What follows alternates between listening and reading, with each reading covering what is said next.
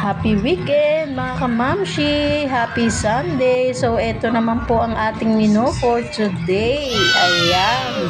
Ibababat po muna natin ating pork chop sa toyo, paminta, at ang ating kalamansi. At lagyan po natin ng katas ng pineapple tidbits. Babad po natin mga 30 minutes yan. So, pagkatapos po nating babarin, ay maggisa na po tayo ng bawang at sibuyas at ilagay na natin ang binabad nating pork.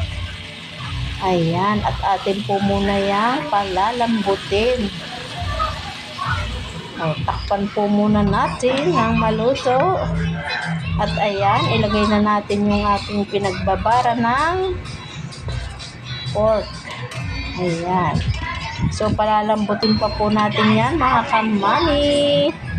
At bago natin ilagay ang sibuyas at ang ating pineapple tidbits. Ayan mga kamami, ang ating ulam for today sa araw ng Sunday. Thank you for watching. Bye!